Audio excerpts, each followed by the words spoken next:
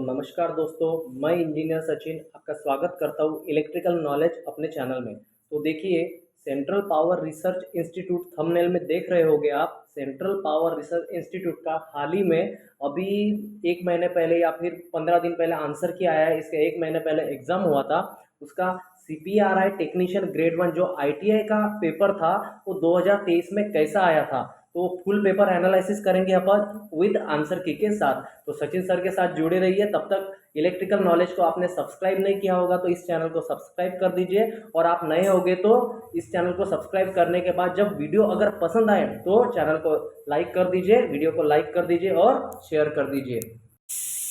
तो देखते हैं CPRI में इलेक्ट्रिकल के कैसे क्वेश्चन आए थे। जो इलेक्ट्रिशियन ट्रेड मांगा हुआ था CPRI में, तो उसके कैसे क्वेश्चन आए थे अभी उसकी आंसर की देखते हैं और क्वेश्चन को डिस्कस करते हैं। तो अभी तक आपने इस चैनल को अगर सब्सक्राइब नहीं किया होगा तो अब सब्सक्राइब कर दे दीजिए पल पल की अपडेट के लिए।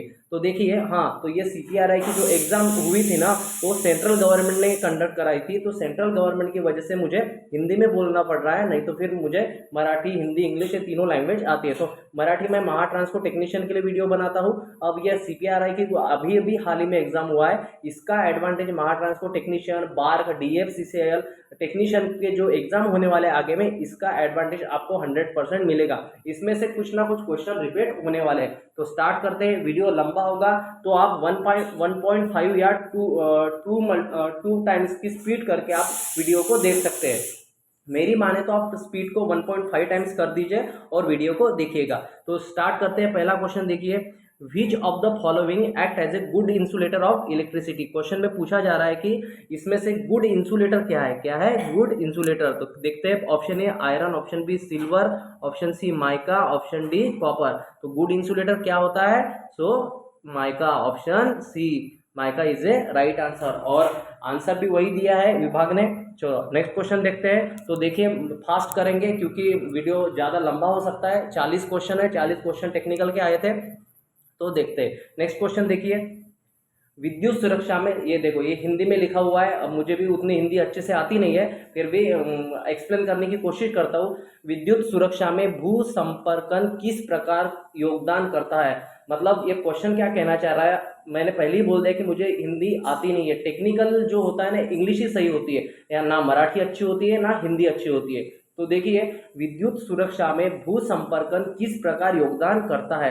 मतलब ये क्वेश्चन क्या कहना चाह रहा है, मतलब सेफ्टी पर्पस के लिए जो अर्थिंग होता है वो उसका योगदान मतलब क्या होता है उसमें। तो ऑप्शन बी देखिए, ऑप्शन बी में लिखा हुआ है आंसर, विद्युत प्रघात के खतरे को कम करने। मतलब जो शॉर्ट सर्किट हो इलेक्ट्रिकल की वजह से, उस खतरे को हम कम करने के लिए हम अर्थिंग का, भू संपर्क यानी अर्थिंग ही होता होगा, उसको कम करने के लिए हम यूज करते हैं। नेक्स्ट क्वेश्चन देखिए, the process of connecting two conductor is a important question है, स्टार मार्क कर दीजिएगा, आने वाले एग्जाम में देखने को मिलेगा। The process of connecting two conductor, मतलब दो कंडक्टर को कनेक्टिंग करने के प्रोसेस को क्या कहा जाता है। ऑप्शन ए देखिए कनेक्टिंग, ऑप्शन बी देखिए लूपिंग, ऑप्शन सी देखिए इंसुलेटिंग, ऑप्शन डी देखिए जंपरिंग। तो जंपर वायर के थ्रू हम दो वायर को कनेक्ट करते हैं, तो option D jumpering is a right answer. Got it. Next question देखिए, देखिए, हाँ अभी भी हिंदी में दिया है। ये जिसकी भी आंसर की है ना, वो भाई ने इस क्वेश्चन को ना मतलब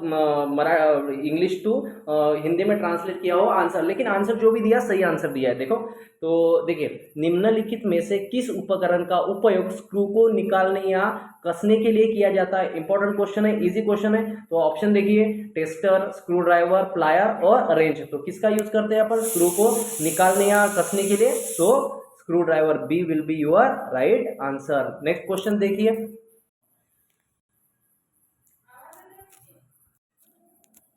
आई होप आप समझ गए होंगे इस क्वेश्चन को। नेक्स्ट क्वेश्चन देखिए, इफ यू, तो नेक्स्ट क्वेश्चन क्या कहना चाह रहा है, if you put two positive charge close together they will. मतलब दो पॉजिटिव चार्ज को, अभी मैग्नेटिज्म जो मैंने क्लास डाला था उसमें क्वेश्चन किया था कि दो पॉजिटिव चार्ज को, मतलब देखिए पॉजिटिव चार्ज को हमने एक मतलब क्लोज ला लिया दोनों को, तो क्या होगा।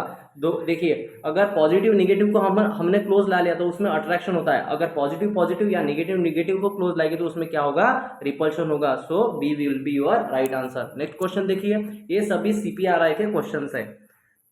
The term voltage is use to measure, basic सा क्वेश्चन है, वोल्टेज की टर्म को हम कैसे मेजर कर सकते हैं। तो ईएमएफ, ऑप्शन देखिए, EMF, electrical resistance, electrical charge, electrical power. तो वोल्टेज को हम किस तरह मेजर कर सकते हैं, ईएमएफ, इलेक्ट्रोमोटिव फोर्स, और इसका भी यूनिट क्या होता है, वोल्ट। क्या होता है, volt. So A will be your right answer. Next question देखिए,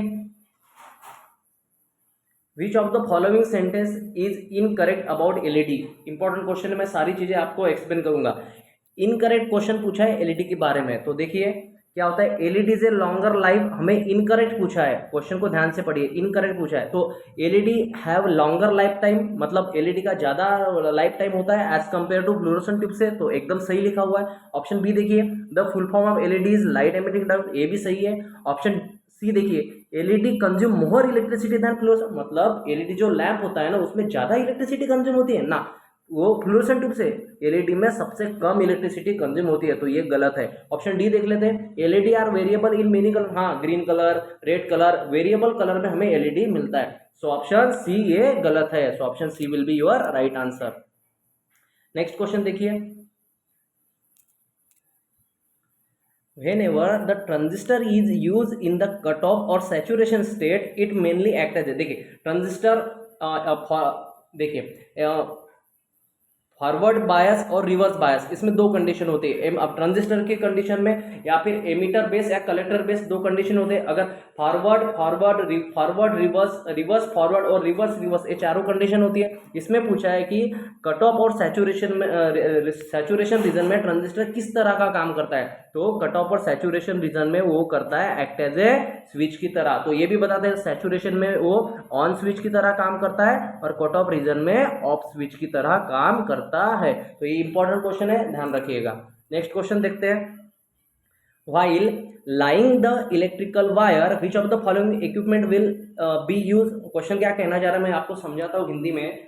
जब हम इलेक्ट्रिकल वायर को बिछाते हैं तब इसमें से कौन से इक्विपमेंट यूज करते हैं। ऑप्शन ए देखिए, वन में देखिए केबल ड्रम, दूसरा मल्टीमीटर, ऑप्शन थी angle roller, option four ranches. तो क्या यूज करते हैं, देखिए हम केबल ड्रम यूज करते हैं और एंगल रोलर यूज करते हैं जब हम केबल को बिछाते हैं तब। सो ये 1 और 3, तो 1 और 3 कहाँ है, ऑप्शन डी में। So both 1 and 3 are correct answer. Next question देखिए, क्वेश्चन देखिए क्या कहना चाह रहा है, when a changing magnetic field induce an electric current in a near by conductor this phenomenon is. तो ये क्या होता है, ऑप्शन ए देखिए, electromagnetic radiation, electromagnetic spectrum, electromagnetic resistance, electromagnetic induction. एक लॉ होता है Faraday's law of electromagnetic induction, वही लॉ यहाँ पे पूछा है कि changing magnetic field induce an electric current is near bye conductor this phenomenon is electromagnetic induction. Next question देखिए, select the correct statement sentence from the following. Okay, हमें correct sentence following में से, मतलब नीचे दिए हुए गए 4 सेंटेंस में से करेक्ट सेंटेंस फाइंड करना है। तो देखिए क्या कहना चाह रहा है, मैं चारों सेंटेंस को आपको एक्सप्लेन करता हूँ। Underground power cable system does not have a good power factor, हमें क्या करेक्ट फाइंड करना है। तो देखिए अंडरग्राउंड केबल का जो पावर फैक्टर होता है कॉस फाई, वो बहुत ही अच्छा होता है। नेक्स्ट क्वेश्चन देखिए, नेक्स्ट ऑप्शन देखिए, the maintenance cost in the case of under power cable is very high. हाँ देखिए द मेंटेनेंस कॉस्ट, सबसे ज़्यादा मेंटेनेंस कॉस्ट ओवरहेड लाइन का होता है। ओवरहेड लाइन में ज़्यादा फॉल्ट आता है क्योंकि वो एनवायरमेंट पे रहता है। अंडरग्राउंड केबल, नीचे केबल धंसा हुआ रहता है जमीन के नीचे, तो उसका कॉस्ट ज़्यादा नहीं आता अंडरग्राउंड केबल का। तो ये भी रॉन्ग हो गया, हमें करंट ढूंढना था। तीसरा देखिए, in the case of underground power cable system the selection of route length is not easy. हाँ ये बात भी ये बात क्या कहना चाह रहा है, देखिए इन केस अंडरग्राउंड केबल में, जब हम अंडरग्राउंड केबल सिस्टम में जो selection of route length is not easy, easy होता है। कहीं अंडरग्राउंड है तो कहीं से भी मिट्टी खोद के निकाल दो, उसमें केबल बिछा दो, मिट्टी ढक दो, तो रूट नॉट ईजी थोड़ी होता है, ईजी होता है। ऑप्शन डी देखिए, underground power cable system involve very high safety factor, ये सही है। अंडरग्राउंड पावर केबल का system involve very high safety factor होना चाहिए, क्योंकि सेफ्टी फैक्टर हाई होने से ही हम अंडरग्राउंड की लाइन कर सकते हैं। नेक्स्ट क्वेश्चन देखिएगा, which of the following organisation publish the national electrical code. Important question है, मैंने भी आज तक ये क्वेश्चन नहीं देखा है, लेकिन अब देखना पड़ रहा है। देखिए स्टार मार्क कर दीजिए। नेशनल इलेक्ट्रिकल कोड कौन सी ऑर्गेनाइजेशन पब्लिश करती है? मैं भी ये होता ना तो आंसर में इन्होंने क्या मारा, देखते हैं आंसर की। इन्होंने 3 मारा, BIS। मैं भी होता तो इन दोनों में से या IEEE रिकमेंडेड मारता या फिर BIS मारता। तो अभी इंपॉर्टेंट क्वेश्चन है, स्टार मार्क कर दीजिए कि नेशनल इलेक्ट्रिकल कोड कौन सी ऑर्गेनाइजेशन पब्लिश करती है? तो देखिए नेशनल फायर प्रोटेक्शन एसोसिएशन, ये तो नहीं होना चाहिए। IEEE यही रिकमेंडेड करता होगा शायद, यही तो देता है नेशनल इलेक्ट्रिकल कोड को। लेट्स सी, देखते हैं इसका, गूगल करके देख लो एक बार, मैं भी गूगल करके देख लूंगा, है ना। तो इस क्वेश्चन को अभी रहने देते हैं। तो अभी तो आंसर की में ये दिया है, लेकिन मेरे हिसाब से IEEE होना चाहिए इसका आंसर, क्योंकि नेशनल इलेक्ट्रिकल कोड हमें IEEE ही देता है, और ये IEEE जो रिकमेंडेड करता है उसी से हम नेशनल इलेक्ट्रिकल कोड लेते हैं। लेकिन ये बोल रहा है कि नेशनल फायर प्रोटेक्शन एसोसिएशन। ठीक है, लेट्स सी, देखते हैं इस क्वेश्चन को एक बार। ओके, तो इसको स्टार मार्क कर लेना, और इम्पोर्टेंट क्वेश्चन है, स्टार मार्क कर लेना, गॉट इट। नेक्स्ट क्वेश्चन देखते हैं।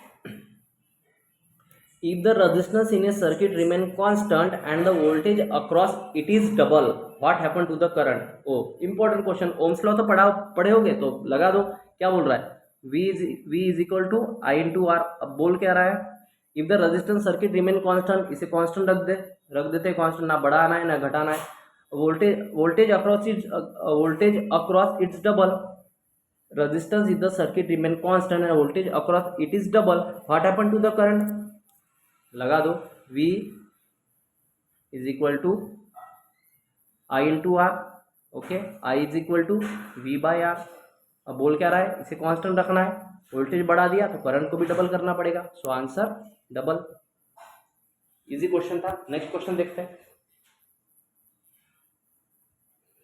According to the law of reflection the angle of incidence is equal to the angle of, ये इजी क्वेश्चन है, ये इल्यूमिनेशन का क्वेश्चन है। मैं आगे सीरीज में इस इल्यूमिनेशन के क्वेश्चन लूंगा। तो देखिए, according to law of reflection, कौन सा लॉ? Reflection law. The angle of incidence is equal to, the angle of incidence is equal to क्या होता है? Angle of reflection. Option D will be your right answer. Next question देखते हैं। अब एक जॉइंट का क्वेश्चन है, फिक्सर जॉइंट का उपयोग मुख्य रूप से किस लिए किया जाता है? Fixer joint, okay. तो फिक्सचर जॉइंट का उपयोग, ऑप्शन ए देखिए, केबल की लंबाई बढ़ाने के लिए, तार को काटने के लिए, तार को मोड़ने के लिए, और शाखा लाइन को मुख्य लाइन से जोड़ने के लिए। तो फिक्सर जॉइंट का उपयोग देखिए कहाँ किया जाता है? शाखा लाइन को मुख्य लाइन से जोड़ने के लिए। ये आंसर की के क्वेश्चन है ना, मैंने बनाया हुआ, ये CPRI के क्वेश्चन है। ठीक है, चलो नेक्स्ट क्वेश्चन देखते हैं। निम्नलिखित में से, फिर हिंदी में आया है क्वेश्चन, हिंदी मुझे भी अच्छे से आती नहीं, फिर भी देखते हैं। निम्नलिखित में से कौन सा विकल्प आग की विशेषता नहीं है? मतलब आग की विशेषता नहीं। ऑप्शन ए देखिए, लघु परिपथ आग लगने का एक प्रमुख कारण है। लघु परिपतन क्या होता है? लघु परिपथ मतलब शॉर्ट सर्किट, हाँ ये भी तो कारण है। ठीक है, हाँ वही सही है, सही है। लघु परिपतन शॉर्ट सर्किट एक कारण है, हाँ सही है। विद्युतीय आग पर काबू पाने के लिए जल सबसे, ना ना ना ना ना, कभी भी जल का यूज नहीं करना चाहिए, because water is a good conductor of electricity. तो क्या यूज करना चाहिए? फायर एक्सटिंग्विशर, या फिर जो बालू होती है वो यूज कर सकते हैं। तो लेकिन इसका यूज कभी करना नहीं चाहिए। तो कौन सी नहीं है फिर? तो इसकी ये आंसर सही है, गॉट इट। कौन सा? विद्युतीय आग पर इसका जल अच्छा साधन नहीं है, नहीं है। ठीक है, विशेषता नहीं है। नेक्स्ट क्वेश्चन देखते हैं। व्हाट इज द क्या है question? What is the rational of using of salt bridge in an electrochemical, rational of using salt bridge in electrochemical cell. मैं हिंदी में समझाता हूँ आपको। What is the rational of using a salt bridge in, मतलब electromechanical cell है एक, उसमें salt bridge क्यों यूजिंग करते हैं? व्हाट, ये क्या होता है rational of using a salt bridge? तो उसको क्यों यूज करते हैं? तो जो मिक्सिंग होता है इलेक्ट्रोलाइट में ना, उसको प्रिवेंट करने के लिए। हाँ देखिए, ऑप्शन ए देखिए, to prevent the mixing of electrolyte. Option A, enhance ना, रेगुलेट द टेम्परेचर ना, कंप्लीट द सर्किट ना। So option A will be your right answer. To prevent the mixing of electrolyte के लिए हम क्या करते हैं? Rational using of salt bridge. Next question देखते हैं। Typically which of the following material is use for earthing electrode? Important question है और ये सबको आता भी होगा, तो मैं आपको बता देता हूँ कि ऑप्शन में से इन चारों ऑप्शन में से हम अर्थिंग इलेक्ट्रोड कौन सा यूज करेंगे? ऑप्शन ए देखिए iron, option B plastic, option C copper, option D aluminium. तो हम कौन सा इन ऑप्शन के अनुसार कौन सा यूज करेंगे? कॉपर। कौन सा यूज करेंगे? कॉपर। और हम और भी दूसरा यूज कर सकते हैं, उससे बोलता है जीआई का conductor. Got it. Next question देखते हैं। विद्युत प्रणालियों में भू संपर्कन का मुख्य उद्देश्य होता है। विद्युत प्रणालियों भू संपर्कन, वही अर्थिंग का मुख्य उद्देश्य क्या होता है? विद्युत प्रणाली मतलब इलेक्ट्रिकल सर्किट में भू अर्थिंग का मेन उद्देश्य क्या होता है? ऑप्शन ए देखिए पृथ्वी के चुंबकीय, मुझे हिंदी नहीं आती, ऑप्शन डी देखते हैं डायरेक्ट आंसर, विद्युत दोष से बचना और सुरक्षा सुनिश्चित करना। ये सही है। विद्युत दोष से बचना मतलब जो फॉल्ट होता है उससे बचना, और सेफ्टी पर्पस के लिए हम क्या करते हैं? अर्थिंग का यूज करते हैं। नेक्स्ट क्वेश्चन देखिए। 20 क्वेश्चन हुए, अभी भी 20 क्वेश्चन है। तो अगर आपको मेरी मेहनत पसंद आ रही होगी, अगर आपको वीडियो की क्वालिटी अच्छी लग रही होगी तो दिल से लाइक कर दीजिए। नेक्स्ट क्वेश्चन देखते हैं। Carbon dioxide extinguisher are effective against. Important question है, स्टार मार्क कर दीजिएगा। जब मैं बोलता हूँ कि इंपॉर्टेंट क्वेश्चन है, ऐसे ही क्वेश्चन आपको आने वाले एग्जाम में देखने को मिलेंगे। कार्बन डाइऑक्साइड जो एक्सटिंग्विशर होता है मतलब CO2, वो किसके अगेंस्ट काम करता है? तो इनमें से वुड फायर के लिए क्लास ए का यूज करते हैं। तो वुड फायर अगर लगे हो तो उसमें पानी से काम चल जाएगा। फैब्रिक फायर लगा हो तो वो इंसुलेटर पे, तो उससे भी हम CO2 या फिर और पाउडर टाइप से चल जाएगा। ट्रैश फायर में भी चल जाएगा। तो लेकिन इलेक्ट्रिक अगर फायर लगी हो तो CO2 ही यूज करना चाहिए। So option A will be your right answer. Next question देखते हैं। Which of the following expression is correct with respect to Ohm's law? Ohm's law सबको पता है, मैं तीनों एक्सप्रेशन यहाँ पे लिख देता हूँ। I is equal to V by R, V is equal to I into R, V यानी E। ओके, V और E कोई डिफरेंस नहीं, E मतलब EMF, V मतलब वोल्टेज, और तीसरा R is equal to V by I। तो ये तीनों ओम्स लॉ की इक्वेशन है, ध्यान रखिएगा, एग्जाम में कोई भी पूछ सकता है। तो इसमें कौन सा सही हो जाएगा? E is equal to I into R, C will be your right answer. Next question देखते हैं। देखिए बहुत अच्छा क्वेश्चन है, मैं तीनों लाइन आपको समझा के देता हूँ, आप क्वेश्चन को पढ़िए एक बार। Select the correct answer from the following, हमें करेक्ट आंसर देना है। अब क्या बोलता है? पहला स्टेटमेंट देखिए, Faraday's law of electromagnetic induction is the basic principle of electric generator. कहना क्या जा रहा है क्वेश्चन? देखिए इलेक्ट्रिक जनरेटर में कौन सा लॉ यूज होता है? तो obviously Faraday's law of electromagnetic induction होता है, मतलब कंडक्टर में से करंट पास होगा, EMF इंड्यूस होगा, वही EMF सेकंड आर्मेचर और फील्ड में जाएगा। ओके, आर्मेचर देन फील्ड में जाएगा, वहां पे क्या होगा? EMF इंड्यूस होगा। तो ये कौन सा लॉ है? फैराडेज लॉ है। सो ऑप्शन पहला तो सही हुआ। दूसरा देखते हैं, दूसरा पढ़ते हैं। पहला सही हो गया, दूसरा पढ़ते हैं एक बार। Electric energy generation involves conversion of electrical energy into kinetic energy. बिल्कुल, electric energy into kinetic energy. इसमें क्या होता है? इलेक्ट्रिक एनर्जी काइनेटिक, ना ना ना ना, काइनेटिक एनर्जी कब से होने लगी भाई? इलेक्ट्रिक जनरेटर में, जनरेटर क्या करेगा? आउटपुट में इलेक्ट्रिसिटी देगा। एक इलेक्ट्रिकल टू काइनेटिक, ये गलत हो गया, तो दूसरा तो नहीं है। तीसरा देखते हैं, in the conversion of mechanical energy into electrical, ये सही बैठा, क्योंकि जनरेटर क्या करता है? आउटपुट में इलेक्ट्रिसिटी देगा, तो जनरेटर क्या करेगा? मैकेनिकल टू, मतलब पहला और तीसरा सही है, दूसरा गलत है। ऑप्शन देख लीजिए, पहला और तीसरा सही, option 3 will be your right answer. Got it. Next question देखते हैं। ऐसे क्वेश्चन इजीली हो जाते हैं, बस लाइन लिखी हुई होती है, उसे समझना होता है, ठीक है। तो चलो नेक्स्ट क्वेश्चन देखते हैं। Which of the following is not a type of circuit? Oh simple सा क्वेश्चन है, इसका सिंपल सा आंसर होगा ओपन सर्किट होता है, क्लोज होता है, पैरेलल और सीरीज सर्किट होता है, लेकिन ट्विस्टेड जैसा कोई सर्किट, क्योंकि ट्विस्टेड क्या होता है? हम क्या करते हैं? ट्विस्ट मतलब क्या करते हैं? हम ज्वाइन करते हैं। तो ट्विस्टेड जैसा कोई सर्किट नहीं होता है। So option D will be your right answer. Next question देखते हैं। Which of the following is not a major component of the cable? मतलब सबसे बड़ा कंपोनेंट कौन सा नहीं होता केबल का? तो देखिए इंसुलेशन, अगर इंसुलेशन नहीं होगा तो भाई सब जल जाएगा।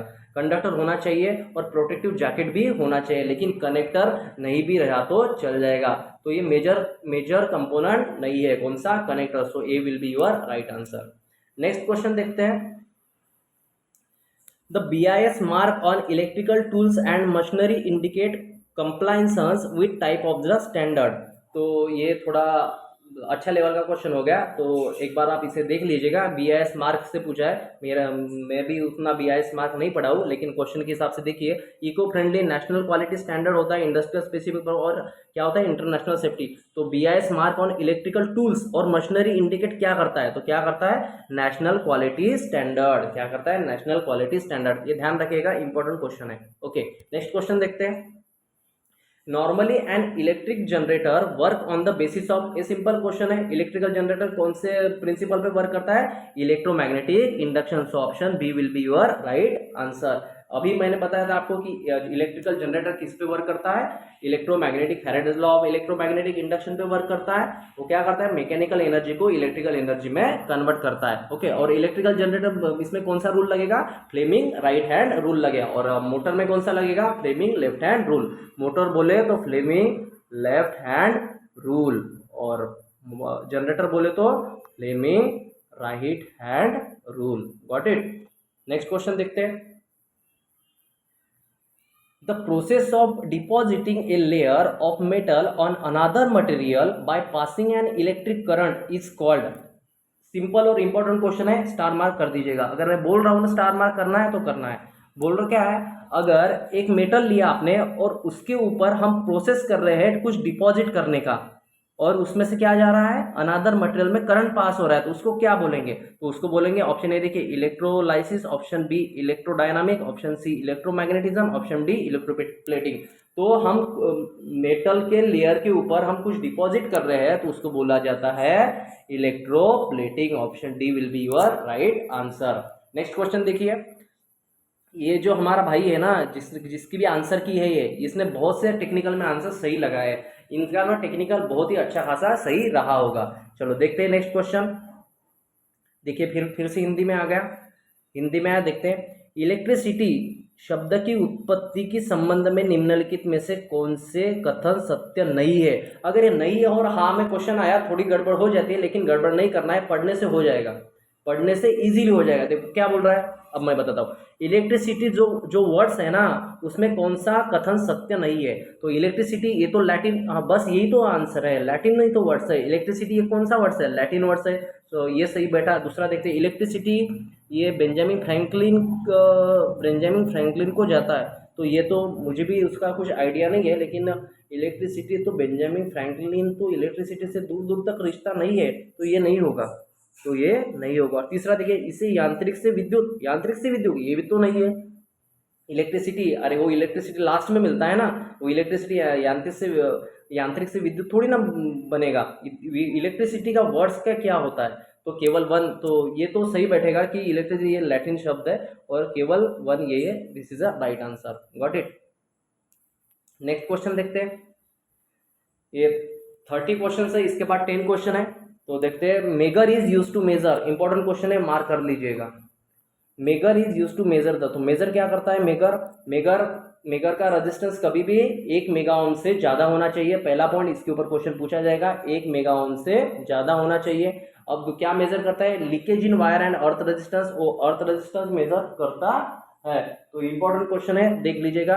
ऑप्शन बी इलेक्ट्रिक पावर ना, ऑप्शन सी करंट ना, ऑप्शन डी पोटेंशियल डिफरेंस ना। तो क्या रेजिस्टेंस मेजर करता है मेगर, इंसुलेशन रेजिस्टेंस मेजर करता है। Got it. तो 30 क्वेश्चन हो गए हैं। अगर दोस्तों आपको वीडियो की क्वालिटी अच्छी लग रही होगी, मेरी मेहनत पसंद आ रही होगी, तो वीडियो को दिल से लाइक कर दीजिएगा। तो शर्माना क्या है, लाइक तो करना है। मैं इतनी अगर मेहनत कर रहा हूँ तो आपसे यही चाहता हूँ कि आप वीडियो को ज़्यादा से ज़्यादा लाइक करें। नेक्स्ट क्वेश्चन देखते हैं।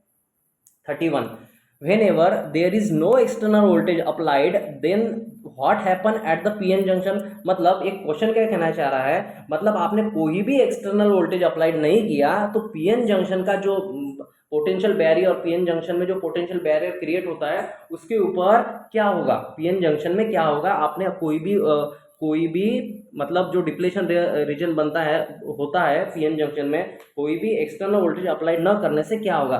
तो देखिए, एक्सटर्नल वोल्टेज कोई भी अप्लाई, तो करंट फ्लो इजीली ना, करंट कैसे फ्लो होगा, क्योंकि वोल्टेज ही अप्लाइड नहीं किया। तो हाँ, डिप्लेशन रीजन फॉर्म जरूर होगा, आप वोल्टेज अप्लाई ना करो या ना करो, क्योंकि 3 बायस होते हैं, फॉरवर्ड बायस, रिवर्स बायस और नो बायस। नो बायस नहीं भी रहेगा फिर भी क्या होगा, वहां पे क्या होगा, पीएन जंक्शन फॉर्म होगा। ऑप्शन सी नो इफेक्ट, ऐसा कुछ नहीं होगा। Electron hole combination at the junction, electron hole का कॉम्बिनेशन नहीं बनेगा, लेकिन डिफ्लेशन रीजन फॉर्म जरूर होगा। So option B will be your right answer. Electronics से इंपॉर्टेंट होता है, इसमें से 2-3 क्वेश्चन देखने को मिलते ही है। 32 क्वेश्चन देखते हैं। Which of the following statement about electroplating is incorrect. फिर से इनकरेक्ट, अगर इनकरेक्ट पूछा तो घबराना नहीं है। देखिए पढ़ते हैं एक एक सेंटेंस को। The object to be plated is made the cathode in the electrolyte cell, in the electrolyte cell. Option B देखते हैं, electroplating is use to prevent corrosion. Option C देखते हैं, electroplating can be use to enhance the appearance of an object. Option D देखते हैं, the metal to be plated is use as a anode in the electrolyte cell. तो option D ये गलत है, क्योंकि तीनों ऑप्शन सही दिख रहे हैं। अब मैं आपको हिंदी में बताता हूँ। Object to be plated is made of cathode in the electrolyte. जो ऑब्जेक्ट हमें यूज करना है तो हम cathode in the electrolyte cell में यूज करेंगे, कैथोड से, ठीक है। इलेक्ट्रोप्लेटिंग प्रिवेंट कोरोजन को प्रिवेंट करता है, मतलब जो जंग चढ़ता है ना तो उसको इलेक्ट्रोप्लेटिंग प्रिवेंट करता है। इलेक्ट्रोप्लेटिंग हम कैन बी यूज, मतलब यूज किया जा सकता है किसमें, enhance the appearance of an object. Appearance को एनहांस करने के लिए, ऑब्जेक्ट की अपीयरेंस को एनहांस करने के लिए हम इलेक्ट्रोप्लेटिंग यूज करते हैं। लेकिन एनोड का यूज इलेक्ट्रोलाइट सेल में नहीं किया जाता, तो किसका किया जाता है, कैथोड का। सो डी ए इनकरेक्ट है, डी ए इनकरेक्ट है। So D will be your right answer. Next question देखते हैं।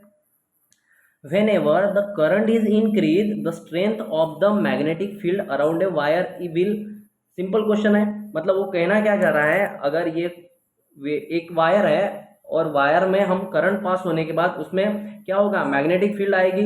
अगर हम करंट बढ़ाते गए एक मान लीजिए एक वायर है और वायर में यहाँ से करंट बढ़ रहा है, हम करंट को बढ़ाते गए, तो इसमें जो मैग्नेटिक फील्ड क्रिएट होगी वो भी तो बढ़ती जाएगी ना, वो भी बढ़ती जाएगी। सो यहाँ पे देखिए option B increase, option B will be your right answer. Next question देखते हैं। In India which BIS standard, ये इंपॉर्टेंट क्वेश्चन, न्यू क्वेश्चन है, न्यू आया है मार्केट में, इसे इंपॉर्टेंट कर दीजिए, न्यू क्वेश्चन है। ऐसी क्वेश्चन आपको आगे में देखने को मिलेंगे। मुझे एक ही BIS का स्टैंडर्ड पता था, IS स्टैंडर्ड मुझे BIS एक ही का पता था, वो है अर्थिंग का। किसका, अर्थिंग का। मैं यहाँ पे लिख देता हूँ ताकि आपका एक भी क्वेश्चन ना छूटे। तो देखिए अर्थिंग का मैं BIS स्टैंडर्ड यहाँ पे लिख देता हूँ। अर्थिंग का BIS स्टैंडर्ड होता है अर्थिंग IS 3047। तो ये कभी भी ध्यान रखिएगा, अर्थिंग अगर पूछे तो IS 3047। या फिर पूछा क्या है क्वेश्चन में, electrical plug and socket outlet के लिए है, तो ये होता है IS 1293, IS 1293। कभी भी आप ध्यान रखिएगा, IS 1293 ये होता है इलेक्ट्रिकल प्लग एंड सॉकेट के लिए। नेक्स्ट क्वेश्चन देखते हैं 35। Which of the following sentence is are true with respect to electrical resistance. Easy question है, हो जाएगा, पढ़ते ही बन जाएगा। देखिए पढ़ते ही बन जाएगा और इन्होंने भी सही किया है। तो विच ऑफ द फॉलोइंग ट्रू पूछा है इलेक्ट्रिकल रेजिस्टेंस, तो इलेक्ट्रिकल रेजिस्टेंस क्या होता है, उसे हम मेजर करते हैं ओम में, इसका यूनिट हो गया ओम। सेकंड क्वेश्चन देखते हैं, सेकंड ऑप्शन देखते हैं। It is the measure of an object opposition to the flow of electric current, मतलब रेजिस्टेंस का काम क्या है, इलेक्ट्रिक करंट को रोकना, तो वो अपोज कर रहा है इलेक्ट्रिक करंट को, ये भी सही है। It is the measure of circuit ability store electrical charge, ये तो कैपेसिटर का काम होता है इलेक्ट्रिकल चार्ज स्टोर करना, ये रेजिस्टेंस में कहाँ से आ गया, इसे हटाओ। तो ये तीसरा नहीं होगा, पहला सही, दूसरा सही, तीसरा रॉन्ग। सो हम किसके साथ जाएंगे, बोथ 1 और 2 के साथ। बस सेंटेंस को पढ़ना है, इजीली आंसर निकल के आ जाएगा। इन भाई ने भी सही किया है। नेक्स्ट क्वेश्चन देखते हैं। हाँ इंपॉर्टेंट क्वेश्चन है। चलो आप बिना मतलब ऑप्शन के, नीचे ऑप्शन दिए हैं, बिना ऑप्शन के देख के इसे बनाने का ट्राई करते हैं। तो देखते हैं, इलेक्ट्रोकेमिकल सेल, इधर लिस्ट 1 लिस्ट 2 दिए। इलेक्ट्रोकेमिकल सेल फॉसिल फ्यूल ना, केमिकल रिएक्शन, सेल में केमिकल रिएक्शन होता है, फिर भी और ऑप्शन देते हैं, इलेक्ट्रोमोटिव फोर्स और फोटोवोल्टेइक सेल। तो सेल में कभी भी क्या होता है, इलेक्ट्रोकेमिकल रिएक्शन। तो ये ए का हो गया बी, इसको इधर जोड़ देंगे, okay. Solar energy fossil fuel ना, इलेक्ट्रोमोटिव फोर्स ना, हाँ सोलर एनर्जी फोटोवोल्टेइक सेल, मतलब बी और डी हो गया। पावर स्टेशन में फॉसिल फ्यूल यूज करते हैं, गॉट इट। और इलेक्ट्रोमैग्नेटिक इंडक्शन में आता है इलेक्ट्रोमोटिव फोर्स, तो हमें आंसर मिल जाएगा। चलो अब देखते हैं, ये रहा आंसर। तो ए में देखिए पहले का B, electromotive cell B, chemical reaction, ये सही है, पहले का बी होना चाहिए। और एक ही इसमें दिख रहा है ए ऑप्शन में, पहले का बी, दूसरे का डी, मतलब सोलर एनर्जी, तीसरे का A fossil fuel power station में, और electromagnetic electromotive force. So B D A C ये ऑप्शन में दिख जाना चाहिए। तो option A will be your right answer हो जाएगा। तो देखिए इन्होंने भी सही किया है ए, और ये भाई ने भी सही किया है, answer is C is will be your right answer. Next question देखते हैं। Conventional source of energy are generally, अब देखिए कन्वेंशनल सोर्स और नॉन कन्वेंशनल सोर्स, मैं आपको यहाँ पे थोड़ा बता देता हूँ ताकि आपका कंसेप्ट क्लियर हो जाए। तो कन्वेंशनल सोर्स और नॉन कन्वेंशनल सोर्स में क्या डिफरेंस होता है? रिन्यूएबल एनर्जी और non renewable energy. Renewable energy मतलब जो रिन्यू होती रहती है, फॉर एग्जांपल सन निकलते रहता है, ठीक है, वाइंड हवा आती रहती है, ये क्या हो गया? Renewable energy. तो renewable energy that is a non conventional source, समझ लीजिए, यहाँ पे मैं लिख कर भी देता हूँ, renewable energy is equal to non conventional source, non conventional source, got it. और non renewable energy conventional source, conventional source. अब क्वेश्चन में देखते हैं, आप ये दोनों चीजें आपकी क्लियर हो गई होगी। Conventional source of energy generally कौन सी होती है? अब देखिए कन्वेंशनल बोला तो बी देखिए, रिन्यूएबल नहीं होगी, नॉन पॉल्यूटिंग नहीं होगी, एनवायरमेंट फ्रेंडली नहीं होगी, तो क्या होगा?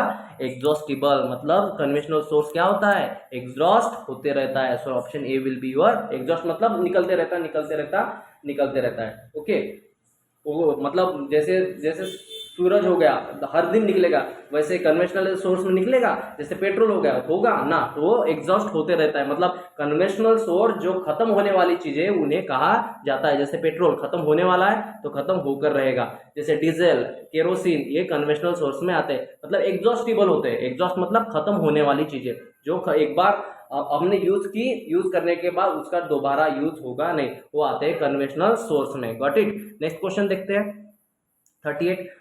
Kirchhoff's law according to KVL. अब केवीएल का क्वेश्चन है, according to Kirchhoff's voltage law, KVL the parallel circuit of potential difference across each branch of the circuit. अब जैसे मैं यहाँ पे एक सर्किट बना देता हूँ, ये हो गया पैरेलल सर्किट, केवीएल है तो डीसी लगा देता हूँ। ओके, और यहाँ पे मैं सर्किट बना देता हूँ, ये हो गया प्लस माइनस, और ये सर्किट, ये रेजिस्टेंस, ये पैरेलल सर्किट बोला तो पैरेलल, अब इसमें केवीएल लगाना है, तो ये वोल्टेज कुछ हो गया। तो बोल क्या रहा है कि पोटेंशियल डिफरेंस मतलब ये वोल्टेज, पोटेंशियल डिफरेंस मतलब वोल्टेज अक्रॉस ईच ब्रांच में कैसा होगा? तो क्या होगा? पैरेलल में क्या होता है? अब सिंपल केवीएल का छोड़ो, अब सिंपल सर्किट में आओ। पैरेलल में क्या होता है? पैरेलल में करंट डिवाइड होता है, वोल्टेज सेम मिलता है, तो यहाँ पर भी वोल्टेज सेम मिलेगा, यहाँ पर भी वोल्टेज सेम मिलेगा, और यहाँ पर भी वोल्टेज सेम मिलेगा। तो ये भाई ने ये गलत कर दिया, लेकिन ये इजी क्वेश्चन था। According to KVL in a parallel circuit the potential difference across each branch of the circuit कैसा होना चाहिए? सेम होना चाहिए। कैसा होना चाहिए? सेम होना चाहिए। So C will be your right answer. Next question देखते हैं। When the capacitor is fully charged after connecting to its voltage source in a DC circuit, the current in the circuit, देखिए अगर capacitor बोला तो कभी भी capacitor DC पे work करता नहीं। क्यों डीसी पे वर्क करता नहीं? मैं आपको एक फॉर्मूला लिख के बताता हूँ यहाँ पे। तो देखिए फॉर्मूला क्या होता है, XC is equal to 1/2πfc, got it. और ये कैपेसिटर में जो फ्रीक्वेंसी होती है वो होती है 50 हर्ट्ज, और डीसी की फ्रीक्वेंसी होती है 0 हर्ट्ज। अगर डीसी में फ्रीक्वेंसी 0 है तो फिर डीसी में कैपेसिटर वर्क कैसे करेगा? अगर वर्क नहीं करेगा तो कैपेसिटर फुल्ली चार्ज होने के बाद भी अगर डीसी सर्किट दे दिया है तो करंट उसमें से नहीं जाएगा, तो fall to be 0। So answer A will be your right answer. Next question, और ये आज का लास्ट क्वेश्चन है, और ये सीपीआरआई की आंसर की थी। लास्ट क्वेश्चन देखते हैं और वीडियो को एंड करते हैं। चलो देखिए, which of the following is an example of a non conventional source of energy use in transportation. Transportation में हम नॉन कन्वेंशनल, अब कन्वेंशनल अभी बोला था मैंने, जो खत्म होने वाली चीजें, पेट्रोल, डीजल, नेचुरल गैस, ये सब खत्म होने वाली चीजें, लेकिन ये बायो इथेनॉल ये खत्म नहीं होगा। So option B will be right answer. दोस्तों देखिए ये हो गया सीपीआरआई की आंसर की। मैं आपको बताता हूँ सीपीआरआई की आंसर की। अभी इसका रिजल्ट आने का है, रिजल्ट आएगा जब रिजल्ट आएगा तब पता चल जाएगा कि कट ऑफ कितना गया है, तो उसका भी मैं वीडियो बना दूंगा। तो ये आंसर की आई है, आंसर की में अपने अपने मार्क्स मुझे कमेंट करके बता दीजिए। मैंने आंसर की आपको बता दी है, आंसर की में मार्क्स कितना है ये बता देना। और अगर वीडियो अच्छा लगे तो लाइक कर देना, अपने दोस्तों में शेयर कर देना। अगर आप इस चैनल पे नए हो तो चैनल को सब्सक्राइब कर दीजिएगा।